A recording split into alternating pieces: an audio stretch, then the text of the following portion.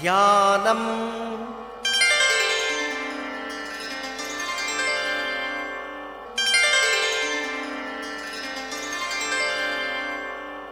Om Namo Venkatesaya. Let's now move on to the Dhyana Slokas. The Dhyana Slokas have been given in Vishnu Sahasranam for the benefit of all those chanters who can think of different forms of Lord, so that when they are chanting the Vishnu Sahasranam, they can always think about the Vishnu's different forms, and therefore to aid them in that, there are about 8 slokas that have been given in Dhyana Slokas. So let's move on to the first sloka.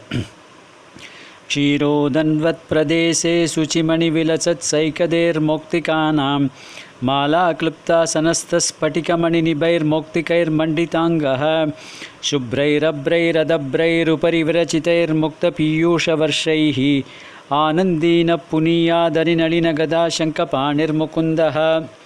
So this is the first Dhyana Shloka. So let's look at the first, what is the Kriyapada, that is the predicate. Puniyat, that means let him purify. So who should purify? Purify us. Naha, that means let him purify us. Then who is the subject? Mukundaha. Muktim cha dadati iti mukundaha. That means one who is able to give liberation as well as enjoyment while living in this world. That is Ku refers to the enjoyment in this world. Mu means mukti. So Bhagavan who is able to give both of them is called as Sriman Narayana, and therefore he is called as Mukundaha. So now let's look at all the other things are all adjectives for Mukundaha, all the things that are contained in this Dhyana Sloka. So let's look at one by one. First, Chirodanvat Pradese. So in the region of this Milky Ocean, Chira Udanvat Pradese, that means in that Milky Ocean, on the banks of the Milky Ocean in the region, Suchimani Vilasat Saikader, that means the sands are all like Suchimani Vilas, that means like gems, that is shining, pure gems which are shining. So that is the gems are very shining. They are like the sand. Normally in our beaches we find that sands. Sand is made of the silicon, whereas in the Milky Ocean it is all the sands are of very shining, beautiful gems. Suchimani Vilas Saikader, Moktikana Mala Klipta Sanastaha. Klipta asanastha. That means Bhagavan is sitting on an asana, that means on a throne, which is adorned with moktika, that means all these pure pearls. So there is made up of this, various garlands of pearls that has been asana, the throne is adorned. Spatikamani nibair moktikair manditangaha, and he is also adorned with spatikamani. Spatikamani means the crystal. So it's like crystal. All these pearls are like crystal, shining like crystals, and he is being adorned with all this. This not only the throne is adorned with this pearl malas, pearl garlands. He is also adorned with pure crystal like pearls which are adorning him throughout his body. Moktikar Manditang, there is so much of this pearls on his body. Shubhrai Rabhrai Radabhraihi Upari Virachitairhi. That means he finds that whitish kind of clouds on the top, whitish kinds of like an arch, forming like an arch in the top of that. Upari virachitaihi mukta piyusha varshaihi. That means they are all shining and raining. They are all raining what varshaihi, raining what mukti. They are raining this, he is being drenched with this rain of mukti. That's what it is being said. That is on the banks of Milky Ocean, which has got the sands like sands of shining gems, and on the banks he is sitting on an asana, on a throne which is made up of pearls, and is also being adorned with so much of garlands of these pearls.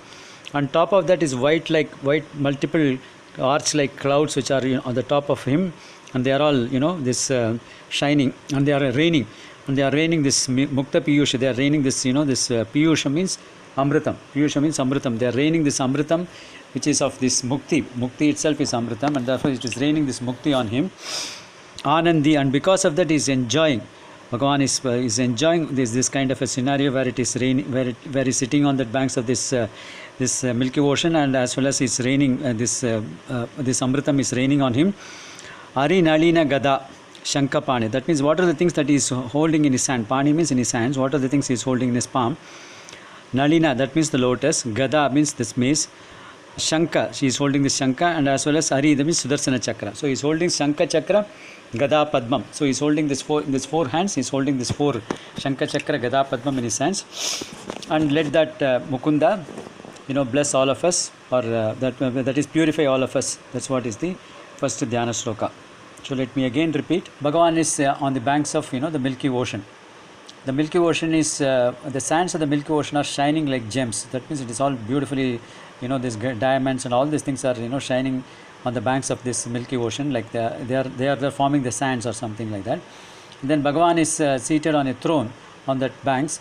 That throne is made up of beautiful garlands made up of pearls, and Bhagavan is also seated on that, and he is also being adorned with crystal clear like pearls, which are also he is adorned. His entire body is adorned with this kind of a pearls. And then on top of his head, that means on the place where he is seated, there are a lot of white clouds, which are all forming like an arch or on the top, and they are also shining, and they are also raining what do you call this in this amritam. That means they are raining this piyusham. That means they are raining this nectar like mukti is being showered on him, and he is being drenched onto this nectar like piyusham, the nectar like mukti, and then he is enjoying that, and therefore he is anandi. And then he is holding in his 4 hands. He has got 4 hands. The 4 hands, each one of the hand is holding Shankha, Chakra, Gada, Padmam. So he is holding this Shankam, Chakram on the back 2 hands, and in the front 2 hands he is holding the Gada as well as this Nalina. That means it's the lotus flower in his hands. And then let that Mukunda, who is the grantor of this enjoyment while in this world, as well as he is the grantor of this Mukti beyond this universe, when this body transcends this this physical earth, then he is giving us this mukti. He is the person who can give us this mukti, and therefore he is called as Mukunda. Let that Mukunda purify all of us. Purify all of us means he let him shower his grace on us, so that we are able to cross over this samsara chakra and reach the ocean. Purifying in the sense giving us this jnanam and that bhakti, and then removing all these karmas and vasanas. So that's what is meant by the purification, and therefore let him purify all of us. That's what is being talked of in this first dhyana sloka. Om Namo Venkatesaya.